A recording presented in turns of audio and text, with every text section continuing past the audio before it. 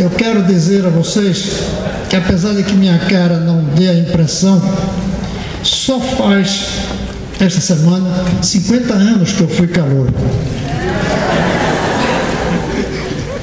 E eu posso dizer a vocês que nós temos muitas coisas na vida que nos marcam de um período, mas eu acho que tem duas coisas que marcam mais do que qualquer outra: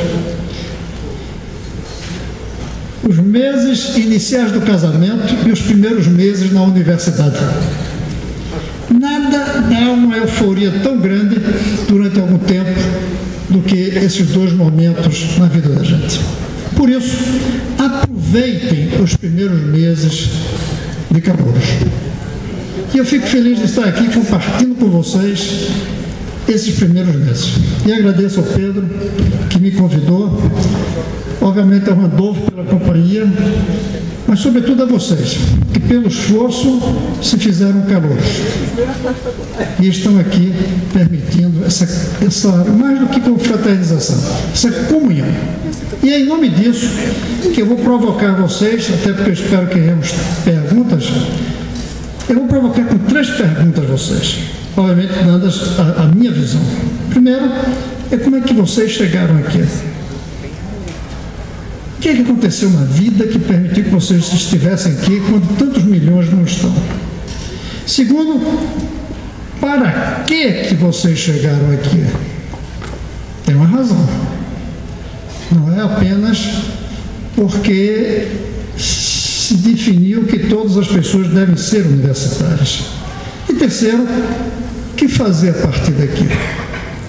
No que se refere a chegar aqui, eu creio que dá para a gente listar as razões que permitiram que vocês estejam aqui e tantos outros não estejam.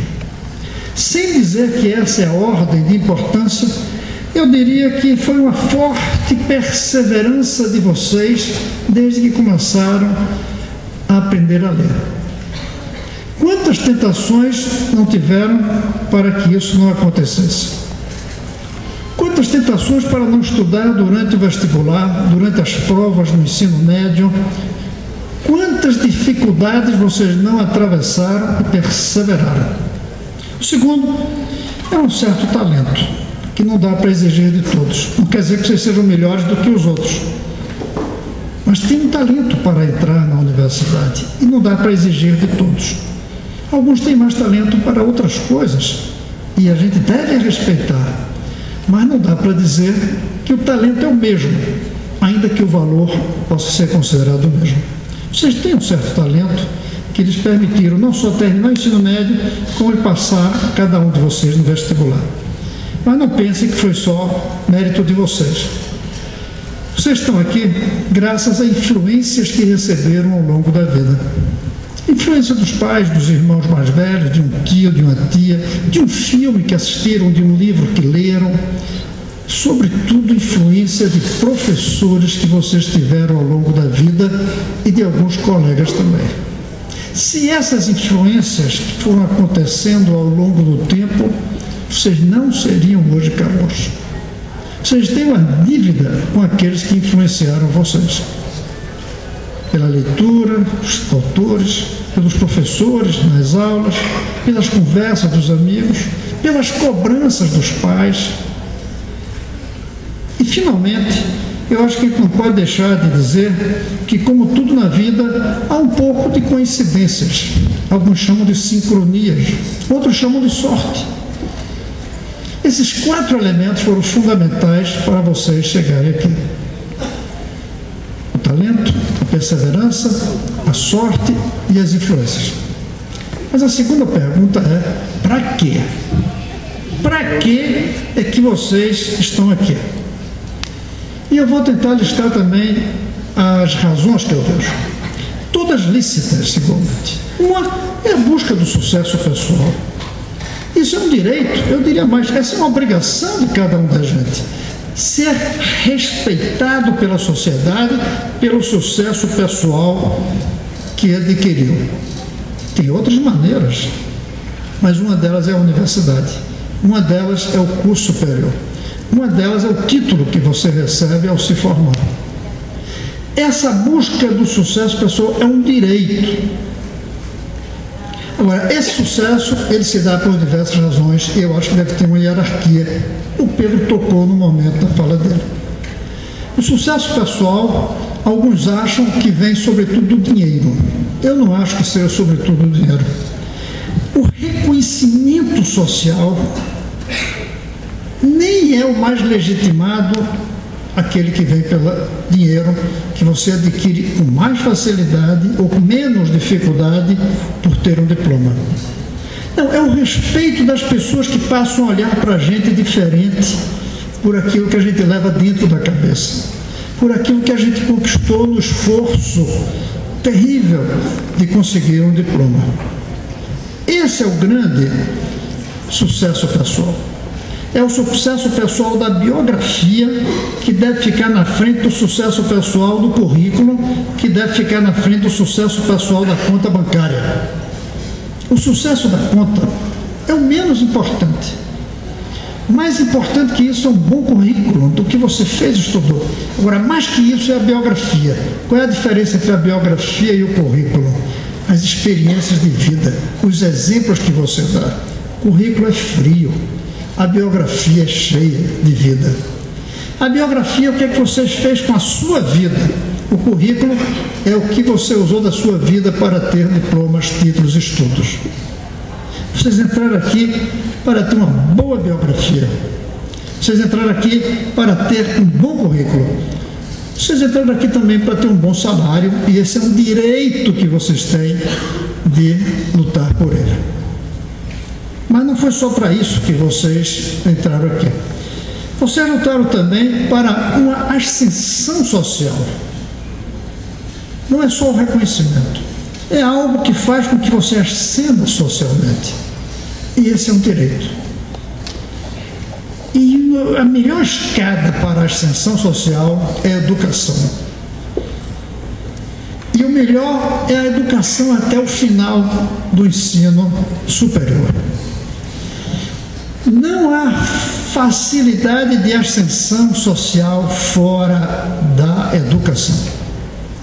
O filho de um rico, ele não ascende socialmente. Ele já nasceu ascendido. A loteria não permite a ascensão social, permite a ascensão pessoal de um indivíduo. Não existe nada mais concentrador da renda do que a loteria, que tira 2, 3, 5 reais de cada um e dá para um só por causa da sorte. Isso não é ascensão social. A ascensão social, ela vem sobretudo da educação, e vocês têm que estar aqui buscando isso. O terceiro, depois do sucesso pessoal, não em ordem de importância, da ascensão social, é a responsabilidade pública. Se vocês esquecerem que estão aqui como calouros para cumprir uma responsabilidade pública, vocês estão traindo todas as influências que vocês receberam. Vocês estão traindo todos aqueles que se esforçaram para fazerem possível que vocês estejam aqui. Pedro me dizia, não vai ficar contente porque é capaz de revelar a idade dele, que assistiu à inauguração desse teatro. Se vocês não cumpriram a responsabilidade pública, vocês estão traindo os operários que fizeram esse teatro. Os operários que fizeram todos os prédios dessa universidade. E não só os operários, os professores, os ex-alunos, todos aqueles que fizeram isso. Mas a responsabilidade pública não pode se limitar a esse sentimento de solidariedade. Ele tem que ser também um instrumento de bandeiras de luta. Vocês têm a obrigação de usar os próximos anos na universidade para carregarem bandeiras. Escolham as bandeiras. Posso sugerir algumas, mas escolham as bandeiras de vocês. Por exemplo, eu creio que a defesa de um meio ambiente equilibrado é uma bandeira que todo universitário deve carregar. Que sem isso, vocês estão traindo as gerações que ainda não nasceram e que vão ter grandes dificuldades para a sobrevivência por causa do meio ambiente. Vocês têm que carregarem a bandeira da luta contra a corrupção, que foi o tema dos 10 minutos do Pedro Taques. Vocês não têm direito de serem universitários sem cada dia se perguntarem o que fizeram para que esse país deixe de ser um país da corrupção. Não só da corrupção dos políticos, das outras muitas formas de corrupção no dia a dia que esse país tem. A corrupção de furar a fila, a corrupção de vender sentenças, como a gente tem visto que o judiciário faz de vez em quando. Esse é um país que tolera a corrupção. A gente tolera tanta corrupção que nós nos orgulhamos da corrupção rebatizando com o nome de jeitinho. O jeitinho quase sempre é uma forma de você burlar o normal. Vocês têm que carregar essa bandeira. Vocês têm que carregar a bandeira da justiça social. O Randolph leu aqui o estatuto. E apesar de senador, apesar de ter que acompanhar tudo isso, eu confesso que eu aprendi coisas que eu não estava lembrado, eu não sabia das estatísticas que a gente vê da juventude pobre nesse país, das mulheres pobres nesse país, dos adultos pobres, dos velhos pobres nesse país. O universitário não tem o direito de não lutar para que haja justiça social. Não tem direito de não lutar para que esse país fique eficiente, inclusive no funcionamento da sua economia, no funcionamento dos seus serviços. Mas, sobretudo, eu creio que vocês têm uma responsabilidade pública acima de tudo, com a revolução educacional nesse país. E eu temo que alguns de vocês, ou muitos, pelo que eu tenho visto, depois que entram na universidade, esquecem das dificuldades que esse país enfrenta pela educação de base vergonhosa e se concentram na luta para melhorar a universidade. O que a gente mais tem visto é uma luta para melhorar as condições da universidade, esquecendo as condições da educação de base. Essa é uma tragédia para o país. Essa é uma tragédia na biografia de vocês que não lutarem pelos que não entraram ainda na universidade. Mas é difícil convencer. Eu sou um defensor de que nós temos que pagar uma dívida com os negros nesse país. Por isso, a cota para negros é um jeitinho que a gente dá para burlar, cancelar de uma maneira positiva a maldade de 124 anos depois da abolição, esse país ainda ser um país de uma elite só branca. Mas me incomoda profundamente ao ver que o movimento negro luta por vagas para eles nas universidades e não lutam pela erradicação do analfabetismo entre os negros. Não lutam para que a educação de base seja igual para brancos e negros, pobres e ricos. Eu creio que na ideia de responsabilidade pública, se eu fosse escolher a mais importante de todas, meio ambiente, corrupção, todas as outras que eu falei aqui, a principal seria que nesse país, o filho do mais pobre estude numa escola tão boa quanto o filho do mais rico.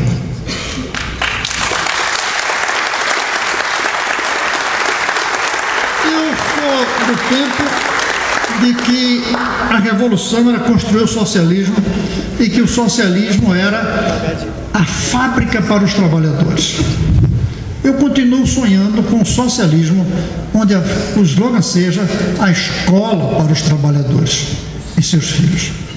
A gente dizia que a revolução estava em pegar o capital e colocar nas mãos dos trabalhadores por meio de um partido político que os representasse. Para mim, hoje, a revolução está em colocar o filho do trabalhador na mesma escola do filho do patrão.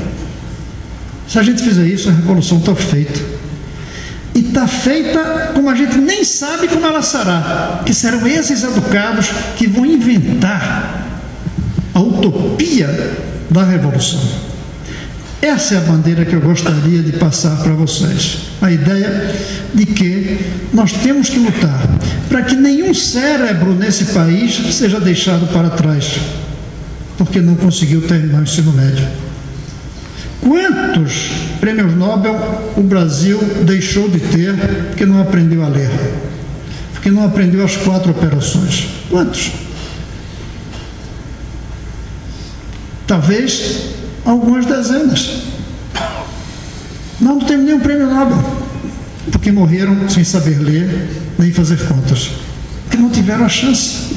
Essa é, para mim, a principal bandeira da responsabilidade pública de vocês. Mas a última pergunta é: e agora, o que fazer nesses próximos anos? Primeiro, o Pedro tocou, é estudar. Tem gente que pensa que, terminado o vestibular, você já não precisa mais estudar. É aí que você vai começar a estudar. Mas não se limitem a estudar as disciplinas dos cursos de vocês. Aproveitem o tempo que vocês vão estar aqui para ler outras coisas. Leiam filosofia, leiam literatura, leiam crítica de arte.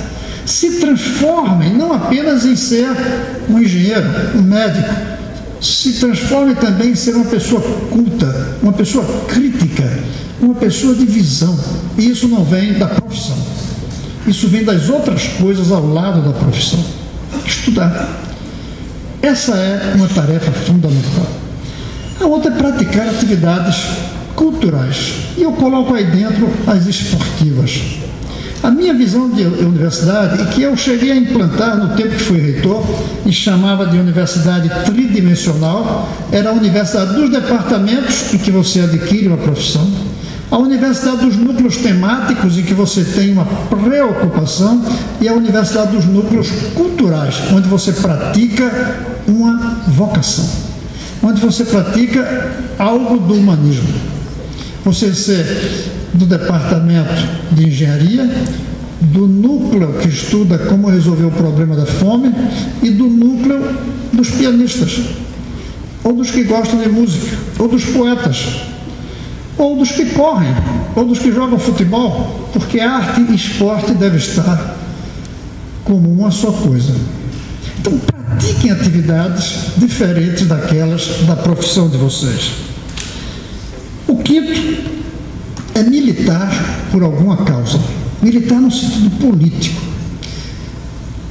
Ou entre no partido, ou entre numa ONG, ou forme um grupo, mas faça uma militância. Não é necessário partido, ou não é necessário ONG, ou não é necessário grupo, mas é necessário um desses. Porque solitariamente é muito difícil de carregar uma causa, a não ser que você comece solitariamente para buscar outros que fiquem atrás de você. Então você já não está mais só. Não há luta de transformação solitária. Você tem luta de transformação solitária do ponto de vista da poesia. Como disse o Borges, o famoso escritor argentino, um dia, cego, quando ele queria conhecer o deserto do Saara. Levaram ele para o deserto. E ele se abaixou, cego, pegou um pouquinho de areia, andou um pouquinho, soltou a areia e disse: acabo de transformar um pouquinho o universo inteiro. Mas mesmo aí ele não fez só, porque alguém levou ele. Então, militem, pratiquem uma atividade social, política, que vise transformar a sociedade brasileira, que vise romper com as injustiças. Da mesma maneira que se organizem grupos que visem deslumbrar-se com a beleza, ao ouvir música, ao ir a exposições de pintura. Então, militem. E, finalmente, curtam a vida. Não basta vocês estudarem mais, não basta vocês praticarem mais atividade, não basta vocês militarem, se vocês não curtirem a vida durante esses anos que vão estar aqui. Esse é um direito e uma obrigação. Até porque vocês têm que sair da universidade um dia levando saudades e não levando alívio. Uma das coisas mais trágicas das universidades hoje e das escolas geral é que a gente sai delas levando alívio em vez de levar saudade. Não deixem que a universidade seja um peso. Faça com que ela seja um vento, que vocês terão saudade depois. Para isso, ao lado de estudar muito, ao lado de militar, ao lado de praticar atividades, curtam a vida, e aí não sou eu que vou dar conselho a vocês. Talvez aí sejam vocês que devam dar sugestões para mim.